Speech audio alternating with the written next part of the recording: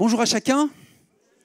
Déjà, votre présence en grand nombre dans ce lieu nous encourage, m'encourage pour pouvoir annoncer, partager, proclamer cette parole de vie. Pour ceux et celles qui sont nouveaux, qui ont peu l'habitude de ce lieu, eh bien, vous avez vu l'enthousiasme, la joie qu'il y a aussi dans ce lieu. Et ne soyez pas surpris, c'est parce qu'il y a quelqu'un en nous qui nous permet bien de manifester, d'exprimer ce que nous vivons, ce que nous ressentons, ce que nous expérimentons. Et nous voulons aussi vous le partager, vous le communiquer. Alors, certains parfois sont un peu plus réservés, d'autres sont un peu plus expansifs. Ça fait partie de la famille, ça fait partie des personnalités des uns et des autres. Donc, soyez les bienvenus parmi nous. Nous vous acceptons tels que vous êtes. Et nous apprécions aussi que vous soyez ici ce matin avec nous pour ce temps de célébration. C'est une joie de pouvoir introduire et commencer cette nouvelle série de messages, Famille, lieu de bénédiction, parce que vous savez que le commencement de la société humaine prend son origine dans le mariage et la famille. Et c'est pourquoi, pour nous chrétiens, le mariage et la famille demeurent deux choses fondamentales, l'invention et l'intention de Dieu. L'invention et l'intention de Dieu. Avant d'être des institutions sociales, ce sont des institutions divines. Le mariage et la famille sont des institutions divines. Et dans la Bible, le mariage et la famille ont été fondés avant l'Église. Tu trouves dès le premier livre de la Genèse, tu vas trouver l'invention et l'intention de Dieu concernant le mariage et la famille, avant même l'Église, parce que Dieu t'a créé, m'a créé, a créé les êtres humains comme des êtres relationnels. Il veut que nous soyons non seulement en relation avec lui, avec Dieu, mais aussi en relation les uns avec les autres. Alors, prends le temps là, regarde ton voisin, ta voisine, et dis-lui, je vais être en relation avec toi. Les jeunes, doucement les jeunes. Je vois qu'il y en a qui en profitent là. Tu me diras, avant d'être amoureux et un jour avant de te marier, tu rentres en relation. C'est comme ça que ça débute.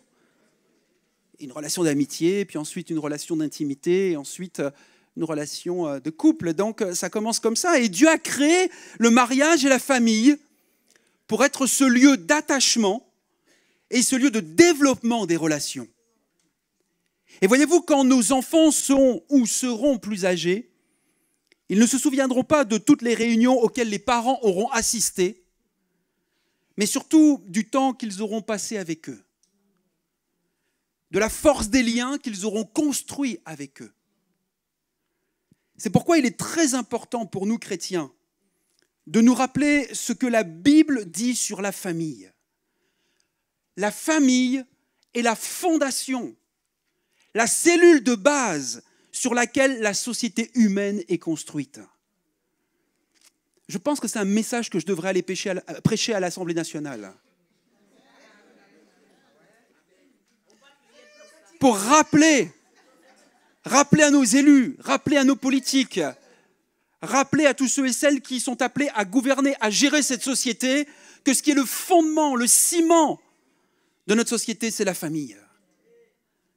La famille, c'est le premier lieu de socialisation, ce lieu privilégié d'apprentissage, ce lieu des expériences les plus intenses et les plus significatives de la vie humaine. La famille, c'est ce lieu d'acquisition de différentes valeurs et où on y développe un savoir-vivre ensemble. Il n'y a pas de société plus forte que les familles qui la composent. Et donc une bonne façon d'évaluer la société actuelle, la société française, c'est d'observer l'évolution du rôle de la famille. Et là on dit, comme quelqu'un l'a dit, où va-t-on? Que devenons-nous? Quelle place, quel rôle, quelle fonction accordons-nous maintenant à la famille? Et il n'y a pas d'église plus saine que ne le sont les familles qui la composent. D'où notre désir et notre prière dans cette église locale à Émy d'avoir des familles en bonne santé spirituelle, mais pas seulement dans tous les domaines, mais spirituelle bien sûr, pour une église en bonne santé. L'Église sera en bonne santé si les familles sont en bonne santé. Ne rêve pas, ne crois pas, ne t'illusionne pas que l'Église va être en bonne santé si toutes les familles sont dysfonctionnelles au milieu de nous.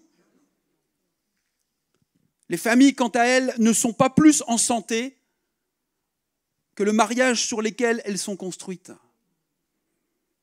Notre couple, et je m'adresse à tous ceux et celles, bien sûr, qui sont mariés dans cette Église, notre couple est un modèle, restera, demeurera un modèle, un exemple pour nos enfants. Nous sommes la première source d'influence envers nos enfants. Le plus grand service qu'une Église peut rendre à Dieu et à la société qui l'entoure, c'est de contribuer à l'épanouissement et à l'affermissement des mariages et des familles. Et alors que je réfléchissais à ces principes fondamentaux que je viens de vous énumérer, que j'observais comment notre société française considérait la famille, recul du nombre de mariages, augmentation du nombre de séparations et de divorces, nombre de familles monoparentales et de familles recomposées en constante augmentation, une plus grande reconnaissance des couples de personnes de même sexe avec le mariage pour tous, qui, selon un certain président, a été la fierté de son quinquennat, avec la PMA, la procréation médicalement assistée qui permet bien sûr aujourd'hui maintenant à 2 femmes d'avoir un enfant, ou à 2 hommes. Ce qui est autorisé, c'est à 2 femmes. Et dans l'actualité récente, vous l'avez entendu comme moi, l'inscription de l'IVG ou de l'avortement dans la Constitution française. Au nom, nous dit-on, de la liberté garantie.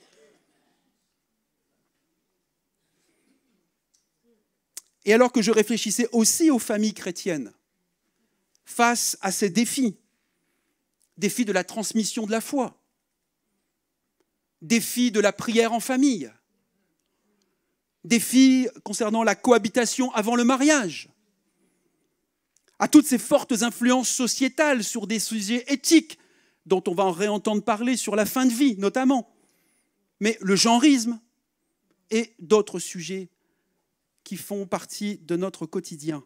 Alors, voyez-vous, quand j'ai réfléchi à tout ça, que je regardais tout cela, un sentiment d'urgence est monté dans mon cœur. Un verset, une image sont revenus à mon esprit. Et ce verset, cette parole, c'est celle que nous trouvons dans 1 Pierre, chapitre 5, verset 8. Vous pouvez aussi souligner, marquer, imprimer ce verset dans votre Bible et dans votre esprit ce matin, quand l'apôtre Pierre nous dit, dans sa première lettre au chapitre 5, verset 8, « Ne vous laissez pas distraire, soyez vigilants. » Ne laisse pas ton téléphone portable te distraire. Sois vigilant, mets-le en mode avion. Comme il t'a été recommandé il y a quelques minutes de cela. Parce que votre adversaire, le diable, rôde autour de vous comme un lion rugissant qui cherche quelqu'un à dévorer. Je répète ce verset alors que nous préparons une vidéo que nous allons regarder dans quelques instants, dans quelques secondes. Ne vous laissez pas distraire. Soyez vigilants. Donc on va continuer dans cette vigilance, si vous le voulez bien, qu'on a aussi découvert, amplifié au mois de janvier. Veillons et prions. Il reste Pierre et il nous encourage encore à être vigilants parce que votre adversaire, le diable, rôde autour de vous comme un lion rugissant qui cherche quelqu'un à dévorer. Mon ami, mon frère, ma sœur, chers parents, chers enfants, chers jeunes qui sont ici, il ne faut pas être dupe de l'adversaire qui existe, dont l'image est prise au travers d'un animal qui est là, le lion, mais nous ne sommes pas à l'abri de quelqu'un qui veut nous dévorer. J'aimerais que nous puissions regarder cette vidéo un court instant, parce que, vous savez, Dieu se sert aussi de la nature, Dieu se sert des animaux pour nous parler, pour nous interpeller. Alors laissez-le vous parler, laissez-le vous interpeller au travers de cette vidéo, et on revient tout de suite dans le message après. Ces canines de 5 cm sont idéalement réparties dans sa gueule. Elles lui permettent de perforer la moelle épinière en passant entre les vertèbres de la colonne vertébrale ou, comme c'est le cas ici, d'enserrer la trachée de l'animal pour l'empêcher de respirer. Le plan fonctionne à merveille et la proie s'épuise rapidement. Il ne fait pas le poids contre plus de 300 kg de muscles et de détermination. Mais le troupeau ne compte pas observer la scène sans bouger. Il se met en formation.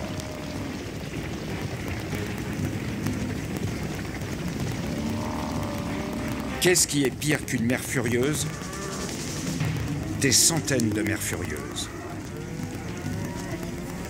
La menace des lions soude efficacement un troupeau de buffles. Quand il faut passer à l'attaque, tout le monde répond présent. Les lions observent l'adversaire. Un gros mâle peut peser jusqu'à 700 kg et ses cornes imposantes lui servent d'habitude à se mesurer aux autres buffles. Plus les cornes sont imposantes, plus le mâle est puissant et intimidant.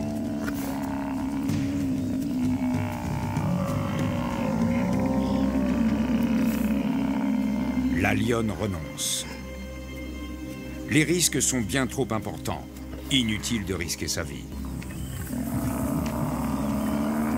Affamé, le mâle insiste jusqu'au dernier moment, mais il n'a aucune chance de l'emporter. Encore un échec. Dans cette plaine à découvert, le duo n'a pas pu tendre d'embuscade et a donc décidé de semer la panique dans le troupeau. Ils sont parvenus à isoler un jeune buffle et sont passés à l'offensive. Le lion a parfaitement joué son rôle de gros bras. Si les prédateurs s'attendaient à voir une bufflonne défendre son petit, ils ne pensaient pas que le troupeau entier les défierait et lancerait la charge. La tactique semblait pourtant imparable, mais cette fois, la force du nombre a fait la différence et les fauves ont dû battre en retraite. Alléluia.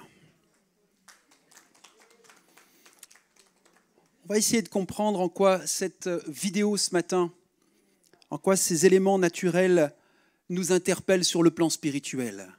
J'ai intitulé le titre de ce message « Comment sauver notre famille de la destruction ?» Comment sauver notre famille de la destruction? La Bible dit clairement qu'en ces derniers jours, l'Église de Jésus-Christ fait face à la colère d'un diable fou allié. Satan sait que ses jours sont comptés, d'où sa détermination à détruire le peuple de Dieu. Vers qui le diable dirige-t-il sa colère principalement? Envers les familles chrétiennes et non chrétiennes du monde entier. Il rugit comme un lion affamé, bondissant sur les familles pour les dévorer. Il veut à tout prix détruire les mariages, éloigner les enfants du nid familial, opposer entre eux les membres d'une même famille, les enfants envers les parents envers les enfants entre eux. Sa mission est simple, détruire le plus grand nombre de foyers possibles. Jésus dira de Satan que depuis le commencement, c'est un meurtrier. Il est le père du mensonge. Le plan destructeur de l'ennemi s'est manifesté, voyez-vous, envers la toute première famille. Le diable s'est infiltré dans l'esprit de Caïn pour le convaincre de tuer son frère Abel. Et ce meurtrier de la première heure est toujours à l'œuvre. Certains actes de ces derniers temps nous le démontrent encore de façon horrifiante. Les actes terroristes au Moyen-Orient, en Afrique, en Europe, chaque continent est touché. Personne n'est à l'abri et n'est épargné. Les attaques terroristes, mais aussi maintenant les attaques au couteau, que nous entendons de plus en plus fréquemment. Et il ne faut pas aller loin, il suffisait d'être à la gare de Lyon hier en France, alors que tu vas tranquillement peut-être pour aller prendre ton train, pour aller rejoindre quelqu'un de ta famille, et quelqu'un qui est perturbé vient t'attaquer avec un couteau. C'est la réalité que nous vivons, sans vous parler des homicides, des féminicides, des viols, des agressions sexuelles que nous entendons presque tous les jours comme des scandales qui éclatent dans les plus hauts sommets de l'État, jusque dans les familles les plus simples. Qui d'autre que Satan a pu conduire des personnes à de tels actes, à les aveugler? Que dire, bien sûr, de la ruine et de la dévastation qu'ont eu à subir les familles des victimes et des meurtriers? Aujourd'hui, des tragédies de ce genre frappent des familles dans le monde entier. Un diable fou allié fait de terribles ravages. Et il ne s'arrêtera pas jusqu'à ce qu'il ait tout dévoré sur son passage. De nombreuses familles chrétiennes sont aussi, bien sûr, accablées par le chaos, la tristesse, la douleur. La dévastation démoniaque emprunte plusieurs formes. La maladie, parfois les accidents, le deuil, le divorce, des enfants rebelles ou aux prises avec des dépendances de toutes sortes. Et je me réjouis de ce que hier, dans ce lieu, près d'une centaine de jeunes, adolescents et jeunes, étaient réunis pour une conférence sur le sujet de la pornographie. Je pense que l'Église a plus de choses à dire que la société sur ce sujet. Je pense que la Bible parle de la sexualité d'une belle façon. Et nous ne devons pas laisser ce sujet caché, tabou, pour laisser justement la société prendre place et dire ce qu'elle a à dire, mais qui ne l'oriente pas de la façon dont Dieu veut orienter les choses pour notre jeunesse. Alors merci à toute l'équipe, merci Pasteur Prince d'avoir organisé avec Modeste, avec toute cette équipe et d'autres jeunesses qui sont venues de cette ville, mais aussi d'autres villes et qui se sont joints pour pouvoir participer. Et voyez-vous, ce qui s'est passé, c'est que les jeunes qui ont pu parler autour des tables, avec des ateliers, ont pu libérer la parole. Et alors que la parole a été libérée, des barrières tombent, des murs tombent, des choses cachées arrivent à la lumière. Et c'est comme ça que tu vis ta guérison. Parce que l'adversaire, il y a une chose qu'il va vouloir toujours faire, t'isoler comme le buffle et que tu caches les choses. Tu caches, tu pêches, tu caches. Tu pêches, tu caches. Et tu t'enlises, tu t'enfonces dans ton isolement, dans ta dépression et tu deviens une proie facile qui est dévorée, qui est détruite. Et le résultat est toujours le même. Une famille qui était jadis heureuse est déchirée, elle est dévastée. Alors, je reprends le titre de mon message, comment sauver notre famille de la destruction? Il arrive des moments où les difficultés de la vie sont au-delà de l'espérance humaine. Aucun conseil, aucun médecin, aucun médicament ne peuvent aider. La situation est devenue impossible à vivre. Un miracle est nécessaire. Sinon, la dévastation est à notre porte. Et dans ces moments, le seul espoir réside dans une personne qui fait appel à Jésus. Quelqu'un doit attirer l'attention et l'écoute de Jésus.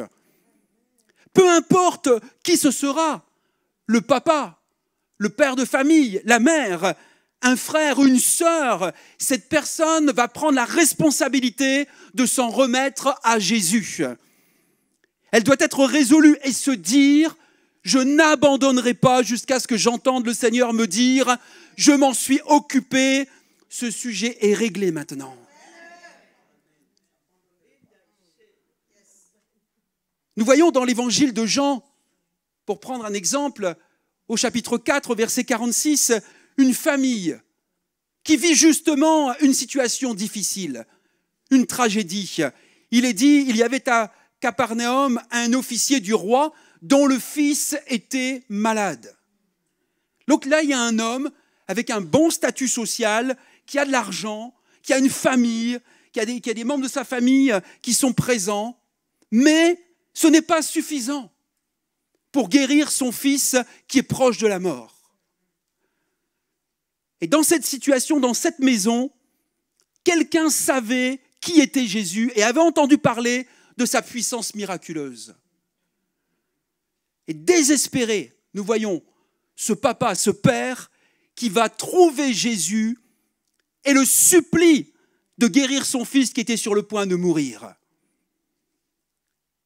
Voyez-vous, ce père a fait preuve de détermination. Et ça, c'est une très belle image de l'intercession. Un homme, une femme qui est encouragé à prier, à développer ce cœur de sentinelle. Et ça, c'est un appel qui retentit normalement dans le cœur de tous les chrétiens, de tous les parents. Soit de maman ou de papa, c'est pas plus l'affaire de maman que de papa. C'est l'affaire des parents chrétiens, des frères, des sœurs, de l'église bien sûr, mais déjà au foyer, eh bien d'avoir ce cœur de sentinelle qui grandit et de continuer à crier et de croire et de faire appel à Jésus parce qu'il va tout abandonner pour demander au Seigneur de prononcer une parole. Et qu'a répondu Jésus ?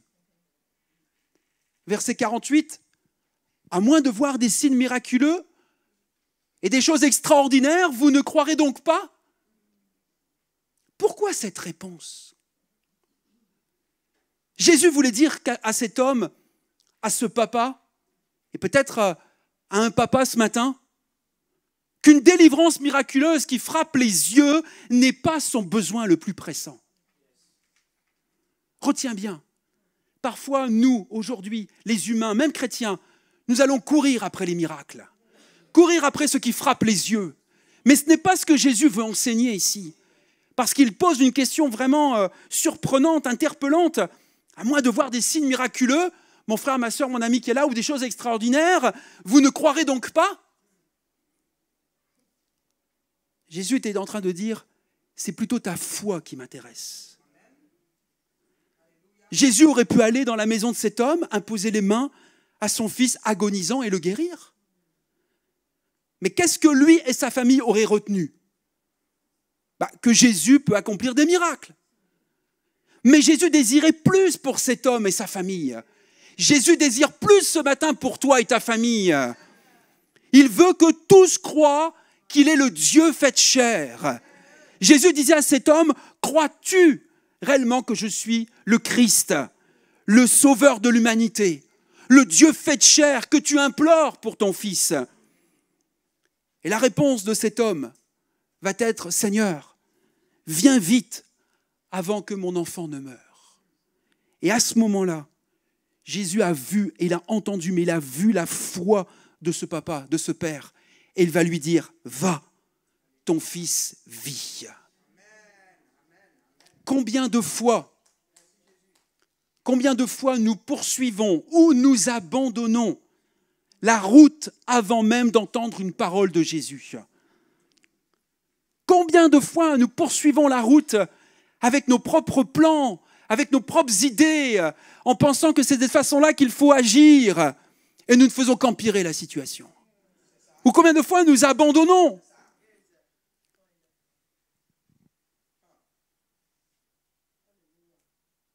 Cet homme avait reçu une parole du Seigneur. Il avait cherché Dieu. Il attendait par la foi une réponse de Dieu.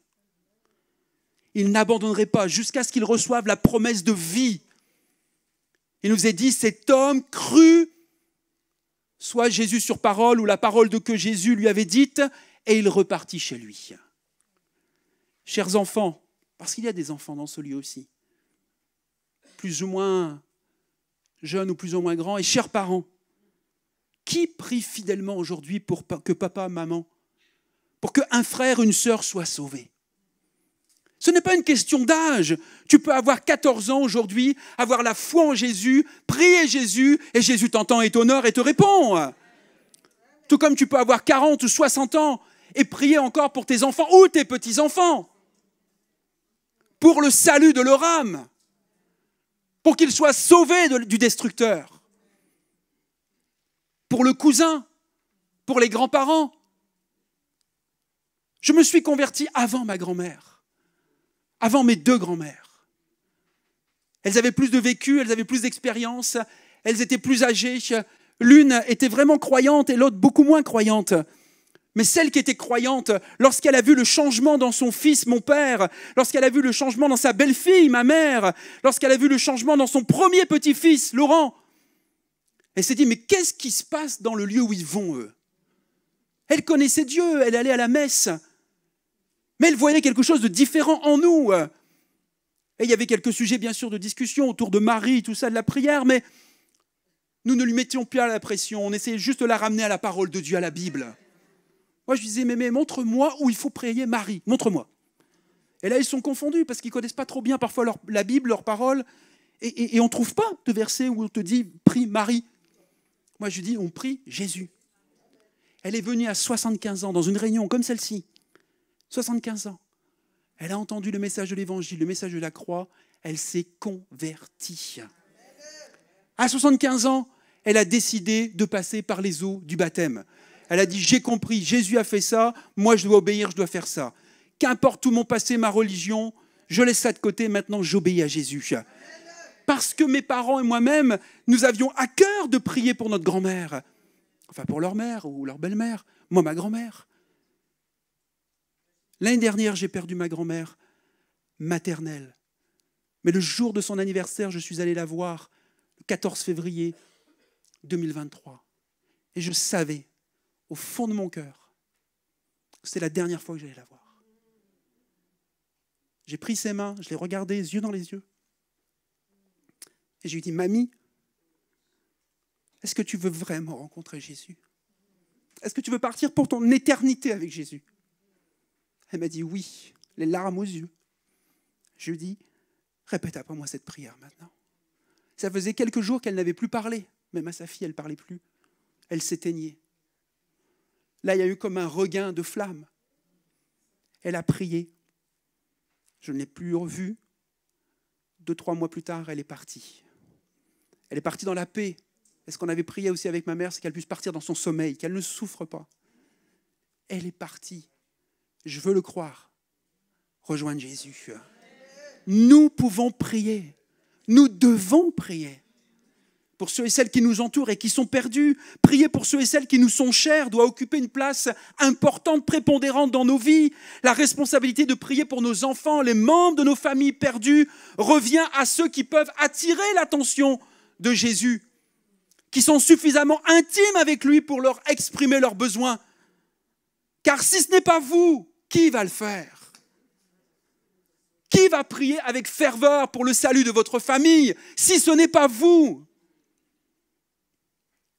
Il peut y avoir cette parole dans ton esprit. J'ai parlé de ma foi à ma famille pendant des années, je leur ai témoigné de mon salut. Ils savent que ma foi en Jésus, ce que ma foi en Jésus représente pour moi. Et maintenant, je fais confiance au Saint-Esprit maintenant. Oui, nous devons confier les êtres qui nous sont chers au Saint-Esprit et à son œuvre de conviction. Vous avez raison. Mais cela ne veut pas dire que nous devons cesser de prier avec urgence pour nos familles. Parce que si nous cessons d'intercéder, nous disons la situation est sans espoir. Si nous croyons réellement que Jésus peut sauver et délivrer leurs âmes, nous crierons comme cet homme, Seigneur, viens vite avant que mon petit-fils, avant que mon fils, avant que ma fille, avant que tel membre de ma famille ne meure. Peut-être pas physiquement, mais spirituellement. Seule la prière fervente et déterminée peut venir à bout des projets destructeurs de Satan envers notre famille. Nos prières tièdes n'abattront pas de forteresse. Nous devons rester proches de Jésus jusqu'à ce qu'il prononce une parole. Une parole. Il y a un autre exemple, mais je ne m'attarderai pas dessus, parce que certains connaissent cet exemple dans la Bible, dans la parole de Dieu, cette femme qu'on appelle cananéenne ou syrophénicienne, cette femme qui était venue d'un territoire parce qu'elle avait tout essayé, avec son argent, avec, on pourrait appeler ça aujourd'hui peut-être des marabouts, avec des guérisseurs. Elle avait essayé pour la guérison de sa fille, rien n'avait marché. Mais elle a entendu parler de Jésus.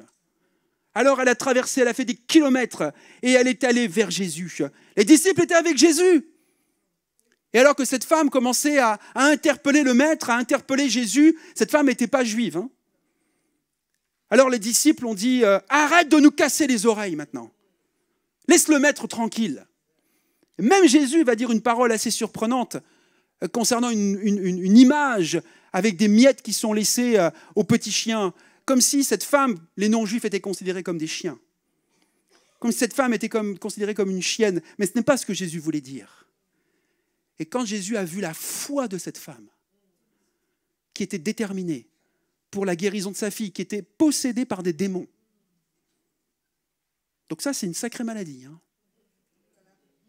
qui t'occasionne beaucoup de troubles. Quand il a vu la détermination de cette femme, Jésus va non seulement guérir sa fille à distance, à cause de la foi de cette maman, mais cette maman va devenir chrétienne également. 2 guérisons, le package, 2 en 1. La maman qui s'attendait, qui interpellait Jésus pour sa fille, premièrement, mais aussi elle a eu sa guérison intérieure. Donc Jésus est capable de guérir intérieurement et physiquement. Vous êtes un parent chrétien. Vous avez éduqué vos enfants dans la foi chrétienne. Ce qui est mon cas aujourd'hui aussi. Moi, je ne suis pas grandi dans la foi chrétienne. Mes parents n'étaient pas chrétiens. Ils sont venus à la foi bien plus tard et nous aussi, on est venus bien plus tard à la foi. Mais je réalise le défi que c'est d'être papa et maman chrétiens aujourd'hui. Encore plus parfois d'être papa chrétien et papa pasteur en plus. Parce que nous devenons des cibles plus privilégiées encore pour déstabiliser nos enfants, notre foyer, notre famille, pour essayer de nous voler ce que nous avons tenté de construire. Vous avez fait de votre mieux pour leur montrer la voie à suivre. Et pourtant, après des années passées, certains à l'école du dimanche ou à Mission Kids ici, à écouter des prédications à l'église, votre enfant est loin de Dieu. Et je sais que ça fait souffrir beaucoup de parents, de frères et de sœurs dans nos églises et à l'église EMI. Accepter Jésus et le servir le laisse totalement indifférent. Nous allons avoir la joie, le week-end prochain, donc vous ne me verrez pas, Damaris et moi, nous allons avoir la joie de participer au mariage de notre fils aîné, Benjamin. Merci pour lui. Il a trouvé une belle perle précieuse, très loin, puisqu'elle vient du Pérou. Alors si vous commencez à m'entendre parler espagnol, vous comprendrez. Gracias, Señor. Vamos a la playa. Ça, c'est quand tu es un peu fatigué, tu vois.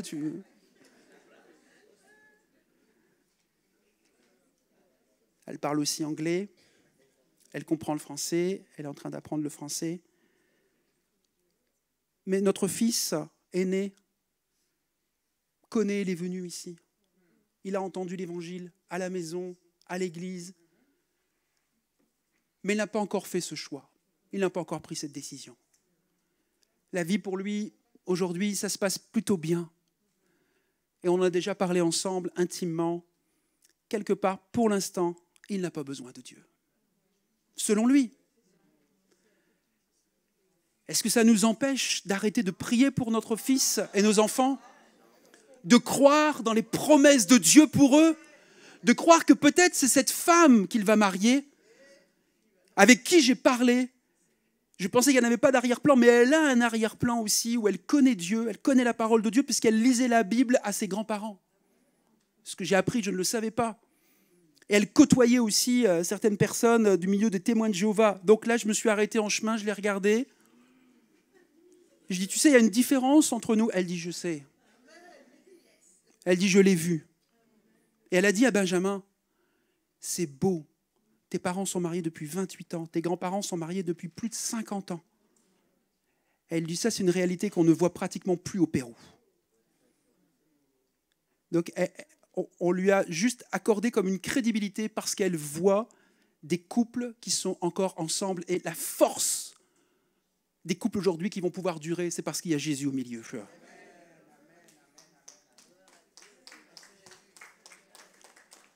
Et certains se demandent, Seigneur, comment ça a pu arriver que mon fils, que ma fille, avec tout ce que j'ai pu lui donner comme exemple, comme témoignage, comme vécu, soit loin de Dieu. D'autres parents peuvent dire, Dieu merci, il ne s'agit pas de mon fils ou de ma fille, j'ai de bons enfants. Je les ai bien éduqués dans la connaissance et la crainte de Dieu. Mes enfants ne sont peut-être pas les plus passionnés pour Jésus, mais ils ne s'adonnent pas à certaines addictions. Bien-aimés, nos enfants peuvent être polis, aimables, avoir un bon comportement, se tenir loin des mauvaises influences, respecter les personnes âgées. Mais si leur amour pour Jésus n'est pas réel, n'est pas passionné, s'ils ne font que suivre une routine spirituelle, ils sont en danger. Sachez bien que chaque enfant éduqué dans une famille chrétienne est une cible de choix pour Satan. Le diable s'attaque aux familles les plus ferventes pour Jésus. Mais la tiédeur de votre enfant, de nos enfants, parfois, ont rendu la tâche plus facile à l'ennemi. Et Satan se réjouira de la facilité avec laquelle il peut attirer votre fils, votre fille, dans le filet du péché. Je veux être vigilant, en tant que serviteur, pasteur, des pièges tendus par notre ennemi envers nos enfants, ou nos familles, sauvées ou pas sauvées. Et nous sommes invités, vous et moi, à nous présenter avec audace, confiance devant le trône de Dieu et à lui offrir notre cri d'urgence pour le salut d'un enfant, pour le salut d'un parent ou d'un conjoint, pour la correction peut-être d'un enfant rebelle. Dieu veut s'en occuper et il sait bien s'y prendre. Ne t'inquiète pas, s'il doit reprendre ton fils, ta fille, il le fera. Mieux que nous. Donc nous pouvons élever des murs autour d'eux, qui arrêteront leur course vers l'enfer. Parce que nos enfants, nos parents, ceux qui ne connaissent pas Dieu, qui n'ont pas accepté Jésus, aujourd'hui vont droit en enfer. Et rien que cela devrait susciter en nous un réveil, un cri d'urgence en disant « Je ne peux pas laisser l'adversaire tuer, attraper, isoler telle personne et la déchiqueter devant mes yeux. » Les mamans, vous avez vu, les mamans buffles, ça ce sont les intercesseurs. Ça, ce sont les hommes et les femmes qui ont un cœur de sentinelle. Et elles voient quelqu'un qui est en danger, elles voient une proie qui est en train de se faire dévorer et elles ne sont pas en train de fuir, elles sont en train de mettre leur front acéré, leur cœur déterminé et elles passent à l'attaque. Et lorsque nous résistons à l'adversaire, la Bible nous dit qu'il fuit. C'est lui qui se barre. Nous pouvons élever des murs autour d'eux qui arrêteront leur course vers l'enfer. Nous pouvons prier pour enlever la condamnation dont ils font l'objet et dresser autour la protection divine dont ils ont besoin. Nous pouvons prier pour que les gens aussi qu'ils rencontrent puissent leur témoigner. Je me suis réjoui dans les derniers services de baptême à Émy d'entendre des témoignages comme celui de Priscilla. Tu es là, Priscilla, avec nous aujourd'hui ou pas? Tu es là. Une fille de la maison qui a entendu l'enseignement à Mission Kids à l'époque avec Nina. Et puis Priscilla a continué sa vie, c'est elle qui nous dit dans son témoignage. Et à 18, 19 ans, les études supérieures, des réflexions fait qu'elle s'est éloignée de Dieu, elle s'est éloignée de Jésus, en ayant toujours conscience par rapport à ce qui a été semé également par sa maman dans son cœur. Des parents qui continuent de prier pour leur fille. La fille qui fait toujours son bout de chemin, et alors qu'elle était à Toulouse pour ses études supérieures, alors qu'elle était aussi dans cette période Covid et qu'elle s'est retrouvée seule, Dieu est venu lui parler. Dieu est venu la rechercher. Parce que je suis sûr, il y avait des hommes et des femmes qui priaient pour elle. Il y avait des intercesseurs qui sont venus chercher, arracher cette fille de la maison, qui avait besoin de reconnecter avec Dieu son Père et de trouver enfin le sens à sa vie, de prendre une vraie décision d'engagement pour Jésus. Alléluia! C'est encore possible aujourd'hui.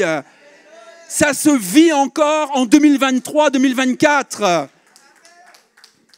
Une chose est sûre, les réponses à nos prières ne viendront pas si nous abandonnons les choses à leur sort. Ne nous abstenons pas d'intercéder avec ferveur, foi, pour ceux qui nous sont chers et qui sont loin de Dieu. J'aimerais terminer par une prière, mais nous allons prier ensemble. J'aime quand l'église Émy chante, loue, adore et prie et intercède. La prière que je vous propose, mais ensuite, ça c'est celle que moi j'ai écrite et que je vais vous exprimer, mais ensuite nous allons nous exprimer. Seigneur, si l'un des miens est perdu, ce ne sera pas parce que je n'aurai pas prié. Ce ne sera pas parce que je me serai reposé sur le seul travail du Saint-Esprit ou parce que je n'aurai pas eu de larmes dans la prière pour eux. Je veux renouveler mon engagement dans la bataille de l'intercession pour eux, pour sauver ma famille de la destruction. Amen. Je vous invite à vous lever, à nous lever. Et ensemble, Église émie, chers parents, chers jeunes, qui peut prier pour un parent, pour ton père, pour ta mère, peut-être pour un frère, pour une sœur dans ta famille, qui ne appartient pas encore à Jésus, qui s'est éloigné de Jésus, qui a abandonné la voie du salut pour sa destinée. Ce matin, nous pouvons prier pour le salut d'un conjoint, pour le salut d'un enfant, élever ensemble des murs de protection, enlever la condamnation qui pèse sur leurs épaules et prier pour qu'ils reçoivent, peut-être ce n'était pas toi qui leur témoignera, mais parce que toi tu auras prié, peut-être des hommes, des femmes, des chrétiens vont être sur leur chemin.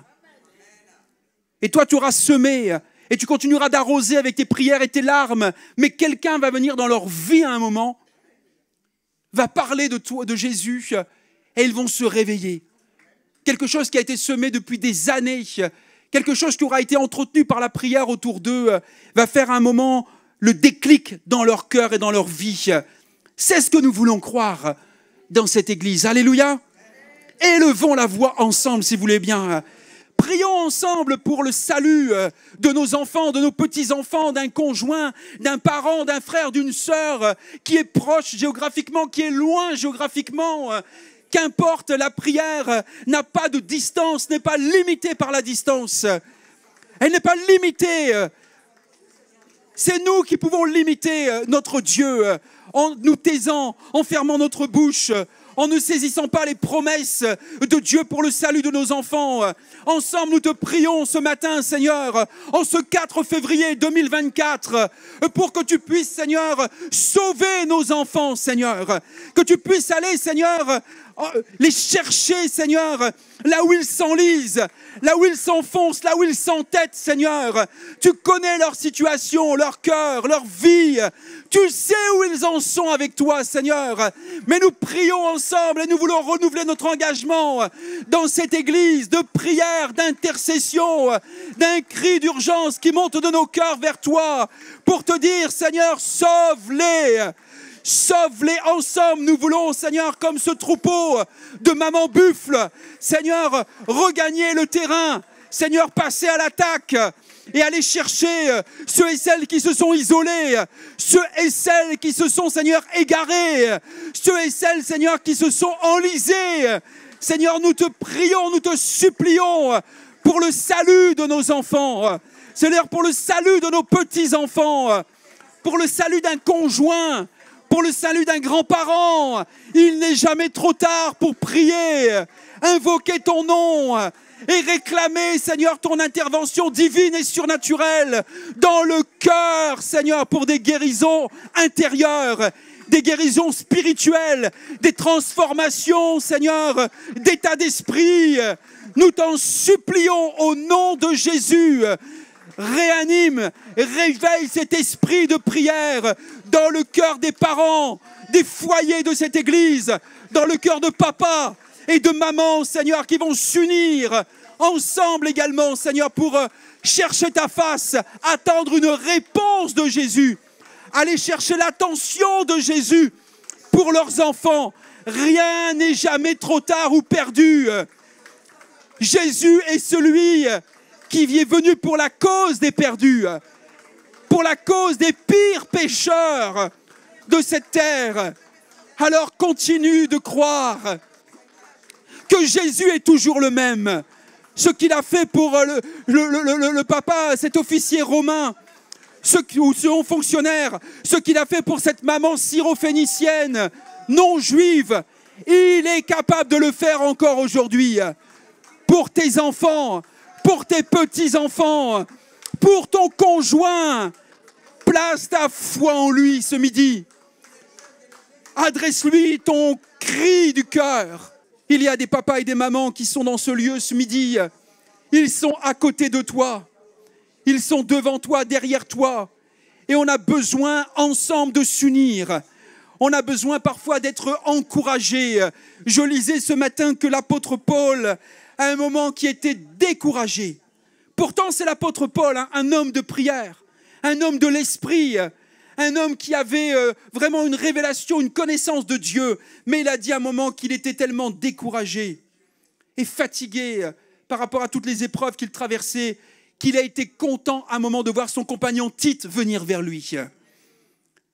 Parfois, nous avons besoin d'être soutenus, d'être encouragés par notre frère, notre sœur, que nous connaissons plus ou moins. Certains, on les connaît mieux, d'autres, on les connaît un petit peu moins bien. Mais dans ce lieu, nous sommes une famille et nous allons être comme des buffles ce matin. Nous allons prier les uns avec les autres pour nos mêmes sujets, pour le salut de nos enfants, pour le salut d'un conjoint, pour le salut d'un parent. Alors mettez-vous à 3-4, tenez-vous la main et élevez surtout votre voix, votre cœur rempli de foi, de compassion, peut-être d'être renouvelé dans cette foi, d'être fortifié parce que tu es découragé, parce que dans ton humanité, tu pries depuis des temps et des temps où peut-être tu t'es éloigné, tu n'y as plus cru, tu as abandonné, tu as laissé cette cause. Mais ce matin, le Seigneur te dit, reprends ce chemin de l'intercession, reprends ce cœur de sentinelle, reprends ce sujet que tu as laissé tomber pour tes enfants parce que tu t'es dit peut-être ça c'est cause perdue, c'est fini, d'autres parce que tu l'as laissé seulement au Saint-Esprit. Non, tu as besoin d'intercéder, tu as besoin de crier à Dieu avec l'aide du Saint-Esprit bien sûr, tu as besoin de confier ce sujet, de continuer à avoir ce cri d'urgence envers Jésus. Seigneur, viens vite sauver mon enfant. Viens avant ton retour, Seigneur, avant qu'il ne soit trop tard. Viens, Seigneur, faire ton œuvre dans son cœur et dans sa vie. Viens lui rappeler tout ce qui a été semé en lui ou en elle. Nous avons besoin, Seigneur, de témoignages qui te glorifient dans ce lieu. De fils, de filles qui reviennent vers leurs parents parce qu'ils sont rebelles, parce qu'ils se sont entêtés. Seigneur, nous prions pour des parents qui reviennent vers leurs enfants, parce qu'il y a eu de la discorde. Seigneur, il y a eu des mauvaises paroles, des mauvais comportements, et il y a ainsi des divisions. Seigneur, c'est ce que l'adversaire a semé, a réussi à faire, mais nous voulons regagner du terrain. Nous voulons à nouveau, Seigneur, marcher sur le terrain de l'ennemi, regagner par des pardons, par des réconciliations, par des témoignages authentiques, Seigneur, de victoire, parce que nous aurons pris le temps d'aller les chercher dans la prière, dans l'intercession, dans la détermination, ensemble, seul à la maison, mais aussi ensemble à l'église. Oui, le dimanche, mais aussi la semaine, les différents mardis, les différentes occasions de prière, on se réunit pour à nouveau croire, crier à Dieu, espérer le meilleur pour nos enfants, pour les petits-enfants, pour ceux qui nous sont proches et que nous aimons et qui ont besoin de tes prières.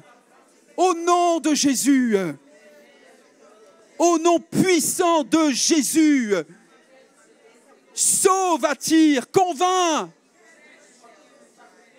glorifie ton nom dans nos familles. Prions pour des mariages en bonne santé. Prions pour des familles en bonne santé. Prions pour les conséquences de la réunion d'hier. Que les victoires qui ont été remportées par des jeunes qui ont reconnu, confessé qu'ils étaient addicts à la pornographie, eh bien, puissent être réellement délivrés. Parce qu'ils vont être attaqués aujourd'hui, demain, après-demain, à repartir, consulter des sites, à nouveau se laisser enchaîner par ce fléau de la pornographie, que ce soit les jeunes gars ou les jeunes filles. Nous voulons prier que ces victoires demeurent, qu'ils vont rester attachés à Jésus, qu'ils vont savoir s'entourer avec des amis, avec des responsables, qui vont prier, les encourager, les accompagner. Que des enfants vont peut-être aller vers leurs parents pour dire « Oui, Voilà ce que j'ai fait, papa, maman. Et qu'ils vont trouver l'accueil, l'écoute. Ils vont trouver de la bienveillance, ils vont trouver du pardon, ils vont trouver de l'amour. Ils vont trouver du réconfort et du soutien auprès de leurs parents. Pour à nouveau avancer, progresser, pour qu'ils deviennent des témoins, des disciples de Jésus. Est-ce que le groupe de louanges peut venir pour ce dernier chant? Nous voulons t'encourager, mon frère, ma sœur, papa, maman, dans ce lieu. Nous continuons cette dynamique de veille et de prière entamée depuis le début de l'année. Nous voulons la poursuivre pour les familles, afin que nos familles soient des lieux de bénédiction. Que nous puissions être les témoins, vivre, parce que cette société qui nous entoure, nos collègues de travail, nos familles, ce qu'elles ont besoin de voir, ce sont des couples en bonne santé, des familles en bonne santé. Je ne vous dis pas parfaites. Je dis qu'ils vivent des combats, qu'ils vivent des réalités, mais ils savent à qui s'adresser. Ils savent voir et vivre également des victoires, surmonter les luttes, les épreuves, avec la force qui nous vient d'en haut. Alors demain, à midi, tu peux te connecter pour ce temps de prière qui est pour les familles, pour les enfants, pour les parents, avec notre sœur Cindy. Mardi soir et dans les différents mardis de ce mois, nous avons voulu que les responsables de l'association Vive la Famille, les différents leaders de l'enfance, de l'adolescence, des préados, des jeunes adultes, eh bien, puissent aussi venir partager une parole, une pensée simple, mais surtout des sujets de prière. Des sujets par rapport aux défis, aux réalités qu'ils vivent dans leur groupe. Et ils vont avoir besoin de toi, ils vont avoir besoin de nos prières. Ils vont avoir besoin que nous soyons comme des buffles, comme des mamans ou des papas buffles qui allons venir avec nos cornes, avec la force que Dieu nous a donnée, avec le courage, la détermination que Dieu a mis dans nos cœurs pour aller prier et arracher des âmes de l'enfer. On a besoin de toi ce mois-ci. On a besoin de retrouver toute cette dynamique ensemble, de sentinelle, de veille, de prière, d'intercession pour des sujets, des personnes, des situations bien précises. Ne manque pas ces rendez-vous. Dès ce mardi, joins-toi à nous, rejoins-nous, 19h30. Si ton temps et ton agenda te permet d'aller à la réunion d'intercession vendredi, va vendredi à la réunion d'intercession. Si ton cœur fait que le matin, tu as aussi besoin d'être encouragé, stimulé dans ta vie de prière personnelle, va à la matinale de 6 à 7 ou de 6h30 à 7, comme tu peux. Laisse-toi encourager. Ne te laisse pas attiédir, refroidir. Ça, c'est l'œuvre de l'adversaire. Parce qu'il veut éloigner ses enfants du Père. Il veut nous éloigner de la connexion divine. Il veut nous éloigner du feu divin. Il veut que notre foi soit aseptisée. Alors que nous avons besoin de toi et moi. Nous avons besoin de retrouver ce feu dans nos cœurs. Ce cri d'urgence dans nos cœurs. Qui vient d'une compassion renouvelée, d'une foi. C'est à ce prix que nous verrons ensemble des miracles. Parce que Jésus est toujours le même. Il veut accomplir des miracles. Il veut guérir intérieurement. Il veut guérir physiquement. Il veut guérir auprès comme il veut guérir au loin. On peut prier ici, localement à Mantes-la-Jolie, et entendre des témoignages de guérison en Haïti, en Côte d'Ivoire, en Europe, aux États-Unis, au Canada, ensemble. Prions la bénédiction, chantons la bénédiction sur nos familles. Ne laisse pas tomber cette parole par terre. Laisse-la tomber dans ton cœur. Saisis-la par la foi. Prononce-la, chante-la, prie-la. Parfois, ça sera avec joie, d'autres moments, ça sera avec larmes. Mais continuons le bon combat de la foi.